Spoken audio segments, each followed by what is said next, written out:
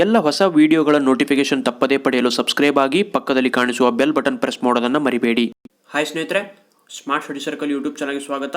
ಸ್ನೇಹಿತರೆ, ಇಂದಿನ ವಿಡಿಯೋದಲ್ಲಿ ನಾವು ಭಾರತದ ನದಿಗಳ ಮೇಲೆ ಪರೀಕ್ಷೆಗಳಲ್ಲಿ ಕೇಳಲಾಗುವಂತಹ ಪ್ರಮುಖ ಸಂಭವನೀಯ ಟಾಪ್ 50 ಪ್ರಶ್ನೋತ್ತರಗಳನ್ನು ಈ ವಿಡಿಯೋದಲ್ಲಿ ನೋಡ್ತಾ ಹೋಗೋಣ.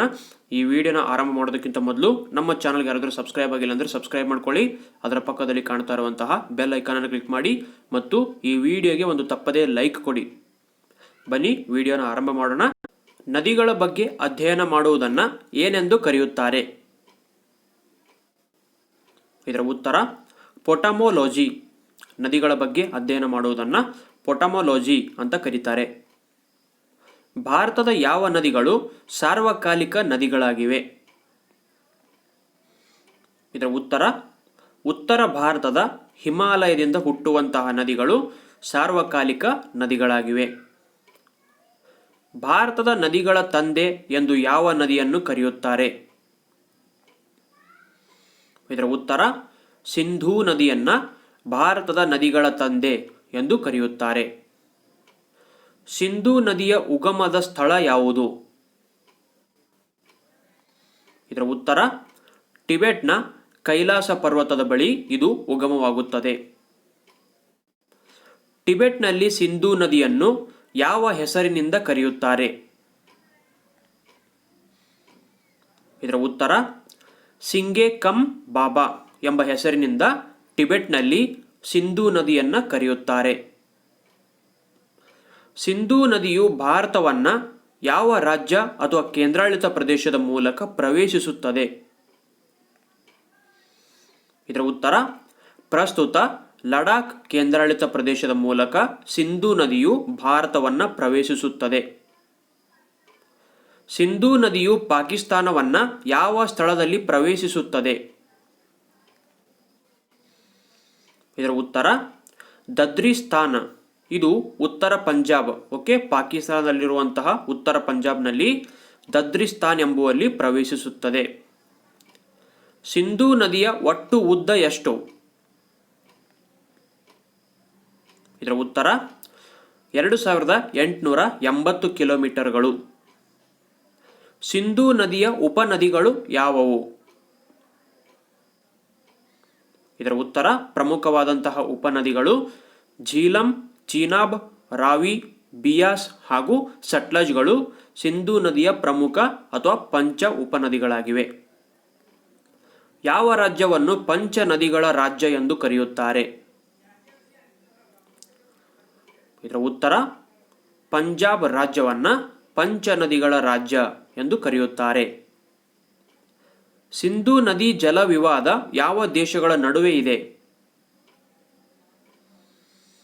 ಇದರ ಉತ್ತರ ಭಾರತ ಮತ್ತು ಪಾಕಿಸ್ತಾನಗಳ ನಡುವೆ ಇದೆ. ಝೀಲಂ ನದಿಯ ಉಗಮ ಸ್ಥಾನ ಯಾವುದು?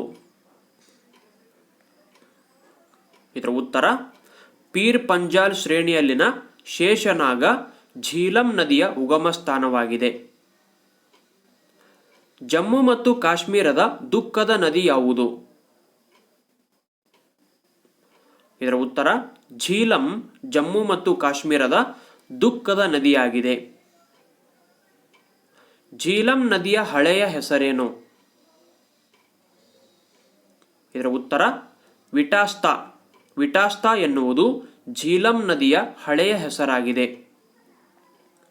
ಚೀನಾಬ್ ನದಿಯ ಉಗಮದ ಸ್ಥಳ ಯಾವುದು?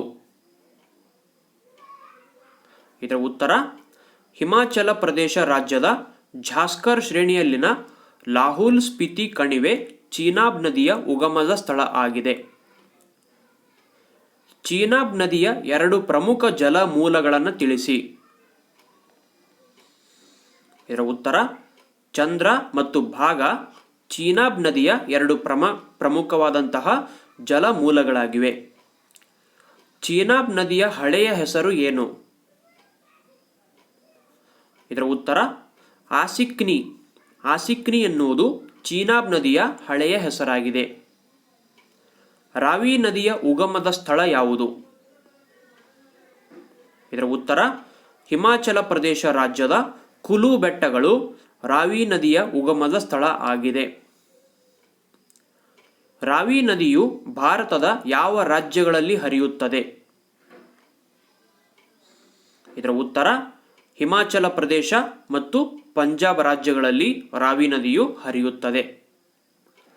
ಬಿಯಾಸ್ ನದಿಯ ಉಗಮದ ಸ್ಥಳ ಯಾವುದು?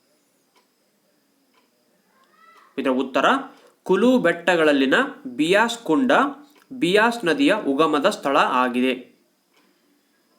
ಬಿಯಾಸ್ ನದಿಯ ಉದ್ದ ಎಷ್ಟು? ಇದರ ಉತ್ತರ 460 ಕಿಲೋಮೀಟರ್ಗಳು. ಸಟ್ಲಜ್ ನದಿಯ ಉಗಮದ ಸ್ಥಳ ಯಾವುದು? ಇದರ ಉತ್ತರ ಕೈಲಾಸ ಪರ್ವತ ಶ್ರೇಣಿಯಲ್ಲಿನ ರಾಕಸ್ ಸರೋವರ. ಇದು ಸಟ್ಲಜ್ ನದಿಯ ಉಗಮದ ಸ್ಥಳ ಆಗಿದೆ. ಸಟ್ಲಜ್ ನದಿಯ ಭಾರತದಲ್ಲಿ ಎಷ್ಟು ಕಿಲೋಮೀಟರ್ ಉದ್ದ ಹರಿಯುತ್ತದೆ? ಇದರ ಉತ್ತರ 1450 ಕಿಲೋಮೀಟರ್ನಷ್ಟು ಉದ್ದವಾಗಿ ಸಟ್ಲಜ್ ನದಿಯು ಹರಿಯುತ್ತದೆ. ಸಟ್ಲಜ್ ನದಿಯ ಪ್ರಾಚೀನ ಹೆಸರೇನು? ಇದರ ಉತ್ತರ ಸತುದ್ರಿ. ಸತುದ್ರಿ ಎನ್ನುವುದು ಸಟ್ಲಜ್ ನದಿಯ ಪ್ರಾಚೀನ ಹೆಸರಾಗಿದೆ. ಸಟ್ಲಜ್ ನದಿಗೆ ಅಡ್ಡಲಾಗಿ ನಿರ್ಮಿಸಿರುವ ಅಣೆಕಟ್ಟು ಯಾವುದು? ಇದರ ಉತ್ತರ ಬಾಕ್ರಾ ನಂಗಲ್. ಇದು ಸಟ್ಲಜ್ ನದಿಗೆ ಅಡ್ಡಲಾಗಿ ನಿರ್ಮಿಸಿರುವಂತಹ ಪ್ರಮುಖವಾದಂತಹ ಅಣೆಕಟ್ಟಾಗಿದೆ. ಭಾರತದ ರಾಷ್ಟ್ರೀಯ ನದಿ ಯಾವುದು? ಇದರ ಉತ್ತರ ಗಂಗಾ ನದಿ. ಗಂಗಾ ನದಿಯು ಭಾರತದ ರಾಷ್ಟ್ರೀಯ ನದಿಯಾಗಿದೆ. ಯಾವ ಎರಡು ನದಿಗಳು ದೇವಪ್ರಯಾಗ ಎಂಬಲ್ಲಿ ಕೂಡಿಕೊಂಡು ಮುಂದೆ ಗಂಗಾ ನದಿಯಾಗಿ ಹರಿಯುತ್ತವೆ? ಇದರ ಉತ್ತರ ಅಲಕನಂದ ಮತ್ತು ಭಾಗೀರಥಿ ನದಿಗಳು ದೇವಪ್ರಯಾಗ ಎಂಬಲ್ಲಿ ಕೂಡಿಕೊಂಡು ಮುಂದೆ ಗಂಗಾ ನದಿಯಾಗಿ ಹರಿಯುತ್ತವೆ. ಗಂಗಾ ನದಿಯನ್ನು ಬಾಂಗ್ಲಾದೇಶದಲ್ಲಿ ಯಾವ ಹೆಸರಿನಿಂದ ಕರೆಯುತ್ತಾರೆ? ಇದರ ಉತ್ತರ ಪದ್ಮಾ ನದಿ ಎಂದು ಕರೆಯುತ್ತಾರೆ. ಗಂಗಾ ನದಿಯನ್ನ ಬಾಂಗ್ಲಾದೇಶದಲ್ಲಿ ಪದ್ಮಾ ನದಿ ಎಂದು ಕರೆಯುತ್ತಾರೆ. ಪ್ರಪಂಚದ ಅತ್ಯಂತ ದೊಡ್ಡ ನದಿ ಮುಖಜ ಭೂಮಿ ಯಾವುದು? ಇದರ ಉತ್ತರ ಸುಂದರ್ಬನ್. ಸುಂದರ್ಬನ್ ಪ್ರಪಂಚದ ಅತ್ಯಂತ ದೊಡ್ಡ ನದಿ ಮುಖಜ ಭೂಮಿಯಾಗಿದೆ. ಪಶ್ಚಿಮ ಬಂಗಾಳದ ದುಃಖದ ನದಿ ಯಾವುದು? ಇದರ ಉತ್ತರ ದಾಮೋದರ್ ನದಿ. ಗಂಗಾ, ಯಮುನಾ ಮತ್ತು ಸರಸ್ವತಿ ನದಿಗಳು ಕೂಡುವಂತಹ ಸ್ಥಳ ಯಾವುದು?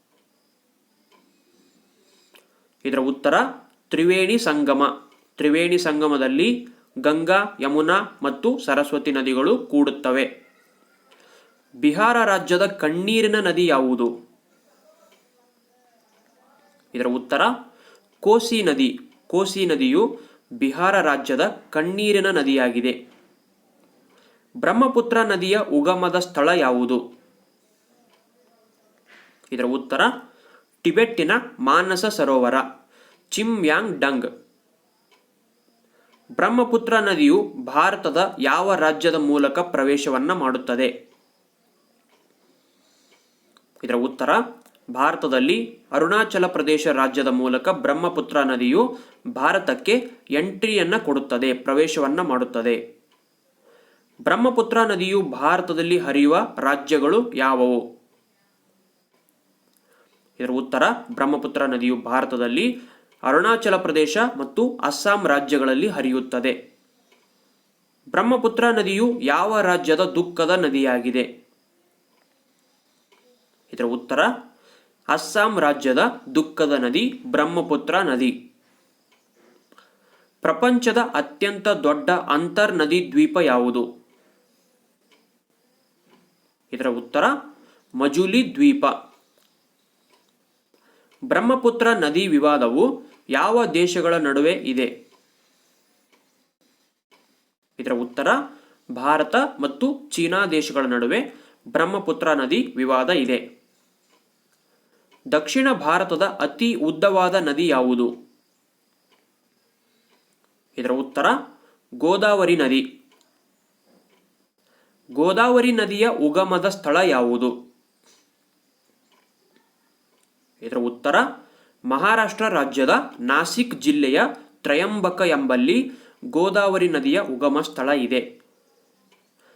ಗೋದಾವರಿ ನದಿಯಿಂದ ನಿರ್ಮಾಣವಾಗಿರುವ ಜಲಪಾತ ಯಾವುದು?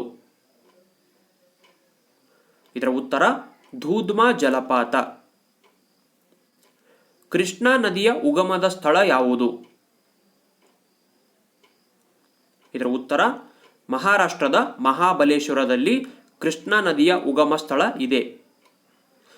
ಕೊಯ್ನಾ ಜಲ ವಿದ್ಯುದಾಗಾರ ಯಾವ ರಾಜ್ಯದಲ್ಲಿ ನಿರ್ಮಿಸಲಾಗಿದೆ? ಇದರ ಉತ್ತರ ಮಹಾರಾಷ್ಟ್ರದಲ್ಲಿ ನಿರ್ಮಿಸಲಾಗಿದೆ, ಕೃಷ್ಣಾ ನದಿಗೆ ಅಡ್ಡಲಾಗಿ. ಗೋಕಾಕ್ ಜಲಪಾತ ಯಾವ ನದಿಯಿಂದ ಉಂಟಾಗಿದೆ? ಇದರ ಉತ್ತರ ಘಟಪ್ರಭಾ ನದಿಯಿಂದ ಉಂಟಾಗಿದೆ. ಈಶಾನ್ಯ ದಿಕ್ಕಿಗೆ ಹರಿಯುವ ನದಿ ಯಾವುದು? ಇದರ ಉತ್ತರ ತುಂಗಭದ್ರಾ ನದಿಯು ಕರ್ನಾಟಕದಲ್ಲಿ ಈಶಾನ್ಯ ದಿಕ್ಕಿಗೆ ಹರಿಯುವಂತಹ ನದಿಯಾಗಿದೆ. ಒಡಿಶಾ ರಾಜ್ಯದ ಕಣ್ಣೀರಿನ ನದಿ ಯಾವುದು? ಇದರ ಉತ್ತರ ಮಹಾನದಿ. ಭಾರತದ ಅತಿ ಉದ್ದವಾದ ಅಣೆಕಟ್ಟು ಯಾವುದು? ಇದರ ಉತ್ತರ ಹಿರಾಕುಡ್ ಅಣೆಕಟ್ಟು. ಇದನ್ನ ಮಹಾನದಿಗೆ ಅಡ್ಡಲಾಗಿ ಕಟ್ಟಲಾಗಿದೆ. ದಕ್ಷಿಣ ಭಾರತದ ಗಂಗಾ ನದಿ ಎಂದು ಕರೆಯುವ ನದಿ ಯಾವುದು? ಇದರ ಉತ್ತರ ಕಾವೇರಿ ನದಿ. ಓಕೆ, ನೆನಪಿಟ್ಕೊಳ್ಳಿ, ಇದು ದಕ್ಷಿಣ ಭಾರತದ ಗಂಗಾ ನದಿಯಾಗಿದೆ. ಆದರೆ ಡೆಕ್ಕನ್ ಗಂಗಾ ಎಂದು ಗೋದಾವರಿ ನದಿಯನ್ನ ಕರೆಯಲಾಗುತ್ತದೆ. ಕಾವೇರಿ ನದಿಯ ಅಂತರ್ ನದಿ ದ್ವೀಪಗಳು ಯಾವುವು? ಇದರ ಉತ್ತರ ಶ್ರೀರಂಗಪಟ್ಟಣ, ಶಿವನಸಮುದ್ರ ಮತ್ತು ಶ್ರೀರಂಗಂ ಇವು ಕಾವೇರಿ ನದಿಯ ಅಂತರ್ನದಿ ದ್ವೀಪಗಳಾಗಿವೆ.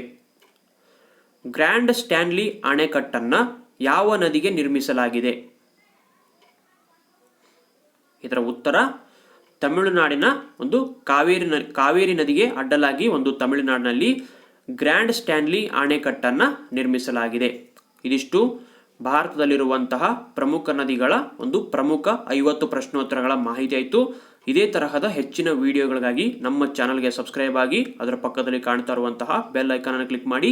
ಈ ವಿಡಿಯೋ ನಿಮಗೆ ಇಷ್ಟವಾಗಿದ್ದರೆ ತಪ್ಪದೇ ಲೈಕ್ ಬಟನ್ ಪ್ರೆಸ್ ಮಾಡಿ, ನಿಮ್ಮ ಅಭಿಪ್ರಾಯವನ್ನು ವ್ಯಕ್ತಪಡಿಸಿ. ಧನ್ಯವಾದ.